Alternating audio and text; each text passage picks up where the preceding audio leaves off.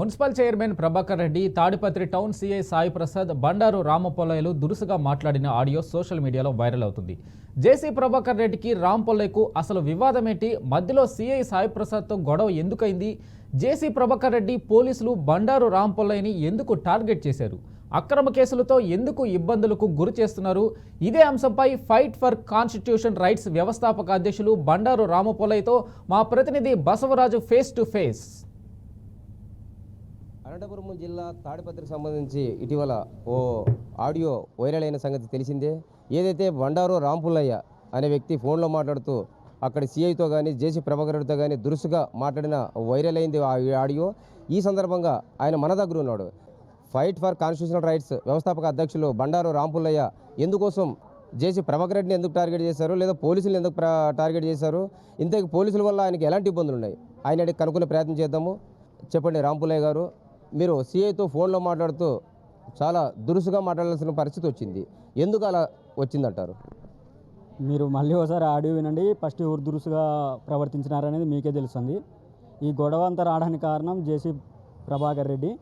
ఆ జేసీ ప్రభాకర్ రెడ్డికి ఆ టౌన్ బ్యాంకుకు సంబంధం ఏమి అనేది తెలియాలా, వాళ్ళ అనుచరులను ఎందుకు మా ఇంటి దగ్గరికి పంపించి భయభ్రాంతులకు గురి చేసినారనేది తెలియాలా, ఈ ప్రభాకర్ రెడ్డి ఎందుకు ఈ గొడవను ప్రేరేపించినాడనేది మీరు ఒకసారి మీడియా మీరు కూడా పోయి తెలుసుకోవాల్సిన అవసరం కూడా ఉంది. ఇదంతా కుట్రకోణమే. ఈ న్యాయ వ్యవస్థలు, కార్యనిర్వాహక వ్యవస్థలు, ఈ శాసన వ్యవస్థ ముగ్గురు కలిసి ప్రజల హక్కులను నిర్వీర్యం చేయడానికే పండుతున్న కుట్ర. అయితే మీరు జిల్లా ఎస్పీ ఏదైతే ఫకరప్ప గారి మీద కేసు పెట్టిన విషయమో తెలుస్తూ ఉంది. ఎందుకోసం పెట్టాల్సి వచ్చింది? జిల్లా ఎస్పీని ఎందుకు టార్గెట్ చేశారు? ఇదే ప్రభాకర్ రెడ్డి అనుచరులే నా పైన 3 సార్లు అటాక్ చేయడం జరిగింది. ఇదే పోలీస్ స్టేషన్కి పోతే పోలీస్ స్టేషన్లో కూడా సిఐ ముందర కూడా దాడి చేసినారు. ఆ వీడియోలు కూడా అప్పుడు వైరల్ అయినాయి తాడపత్రిలో. కాకపోతే ఈ తాడపత్రికి రండి అని ఎట్లొస్తావు చూస్తామనే రకం కూడా ఆయన మాట్లాడుతున్నారు. ముఖ్యంగా ఆయన సిఐ గారి ఉద్దేశం ఏందనేది మీరు కనుక్కోవాలా. రాంపుల్లయ్యని అక్కడికి వస్తే నిర్బంధించి ఏదో రకంగా ఈ కేసులను విత్డ్రా చేయాలనే కుట్రవన్నీ చేస్తున్నారని కూడా మీరు గ్రహించాలా. అంటే ఇప్పుడు జేసీ ప్రభాకర్ రెడ్డి కానీ వాళ్ళ అనుచరులు కానీ మిమ్మల్ని ఎందుకు టార్గెట్ చేస్తారో, మిమ్మల్ని మీ పైన దాడి చేయడానికి కారణాలు ఏమంటారు? ప్రజాస్వామ్యబద్ధంలో ప్రజలకు హక్కులను వివరిస్తూ ప్రజల సమస్యలు తీర్చిపోతున్న ప్రతి ఒక్కరికి జరిగే అరాచకాలు, అన్యాయాలు ఇది ప్రత్యేకంగా నేను చెప్పాల్సిన అవసరం లేదు. మన ఆంధ్రప్రదేశ్ రాష్ట్రంలో ఎట్లుంటుందో కూడా మీకు తెలుసు. అది ఇంకా వాళ్ళ కుట్ర కోణాలు ఎటువంటివి అనేది మీరు వాళ్ళని ఒకసారి ప్రభాకర్ రెడ్డి కుట్ర కాదు అని నిరూపించుకోగలిగితే నేను చేసింది తప్పు అని నేను భావిస్తాను. అయితే సామాజిక ఒక వ్యవస్థాపక అధ్యక్షులు ఉంటారు. సమాజంలో అంటే లోతుపాతులు కానీ మంచి చెడు కానీ ప్రశ్నించే టైప్ ఉన్నారు. అయినా మీరు కూడా అంటే వాళ్ళు మాట్లాడారని చెప్పి మీరు కూడా వాళ్ళని రివర్స్గా దుర్భాషలు ఆడడం ఎంతవరకు సమంజసం? నేనైతే గాంధీ వారసుని అయితే కాదు.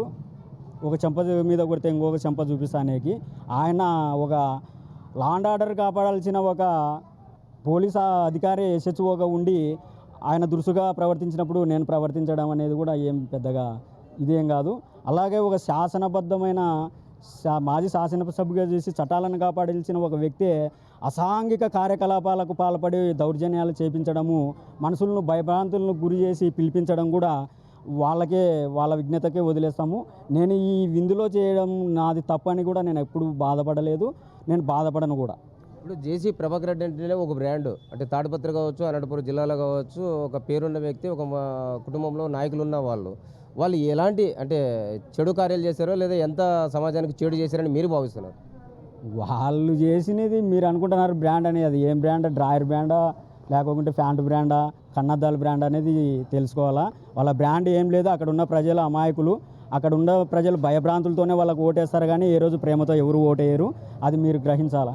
ఇంకొకటి ఏదంటే ఇదే ప్రభాకర్ రెడ్డి ఎన్నో అసాంఘిక కార్యకలాపాలు చేస్తున్నాడు ఇప్పుడు ప్రజెంట్ కూడా. అది మీరు కూడా గ్రహించాలా. ఒక ఉన్నతమైన పదవిని, ఉన్నతమైన ఒక మాజీ శాసనసభ్యునిగా ఉండి, మున్సిపల్ చైర్మన్గా ఉండి ఇప్పుడు మన ఈ సినిమా హీరోయిన్ను ఏ పదజాలంతో మాట్లాడినాడు అనేది కూడా గ్రహించాలా. ఇప్పుడు నేను ఒక సామాన్యునిగా ఉన్నానని చెప్పేసి మీరు నన్ను క్వశ్చన్ చేస్తున్నారు, కానీ ఆయనను ఎందుకు క్వశ్చన్ చేయడం లేదు అనేది కూడా మేము నా తరపు నుంచి మిమ్మల్ని ప్రశ్నిస్తున్నా. ఎస్పీ ఫకరప్ప మీద ఎందుకు మీరు కేసు పెట్టారు? ఇదే ప్రభాకర్ రెడ్డి అనుచరులు నా మీద అత్యాయతనాలు చేస్తే పలుమార్లు మేము కంప్లైంట్ ఇవ్వడం జరిగింది. ఆ కంప్లైంట్లకు గాను ఎఫ్ఐఆర్ కట్టలేదు. కట్టకపోగా మేము ప్రైవేట్ కంప్లైంట్లు వేసినాము. ప్రైవేట్ కంప్లైంట్లో మాకు సానుకూలంగానే ఎఫ్ఐఆర్లు కట్టమని ఎస్పీల మీద ఆర్డర్లు వచ్చినాయి. ఆ ఆర్డర్లు వచ్చింటే జడ్జీలు కూడా పని చేయకపోవడం వల్ల మేము జడ్జీల మీద కూడా కంప్లైంట్ చేయడం జరిగింది.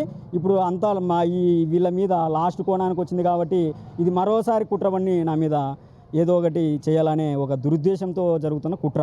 ఇది ఏదైతే రాంపుల్లయ్య అంటే తాడిపత్రి లేదా అనంతపురం జిల్లా కేంద్రంగా ఫైట్ ఫర్ కాన్స్టిట్యూషనల్ రైట్స్ ఒక వ్యవస్థాపక అధ్యక్షుడిగా అంటే పేదలకు అవేర్నెస్ చేయడము, లేక సమాచార చట్టం గురించి తెలపడము, లేదా విద్యాపరంగా కొందరికి హెల్ప్ చేయడము, ఇలా చేస్తున్న క్రమంలో ఆ కేసులను ఏదైతే జిల్లా ఎస్పీ లేదా జిల్లా పోలీసులు తీసుకున్న పక్షంలో కోర్టును ఆశ్రయించి ప్రైవేట్ కేసులు వేశారు. ఈ కేసుల్లో నిర్లక్ష్యం వహించడమే కాక ఇతన్ని అన్ని విధాలుగా పోలీసులు కావచ్చు లేదా జేసీ ప్రభాకర్ రెడ్డి కావచ్చు అంటే రాజకీయము చట్టం అంతా కలిసి ఈయన ఇబ్బంది పెడుతున్నట్లు ఆయన చెప్తున్న పరిస్థితి కనబడుతుంది. అయితే ఇటీవల ఆయన ఏదైతే సిఐతో కానీ లేదా మాట్లాడిన ఆడియో వైరల్ అయిన సంగతి తెలిసిందే. మరి ఇది ఎక్కడ దాకా పోతుంది, ఏం కథ మనం చూడాల్సింది. కెమెరా పర్సన్ బాబీతో బసవరాజ్, BRK న్యూస్, కర్నూలు.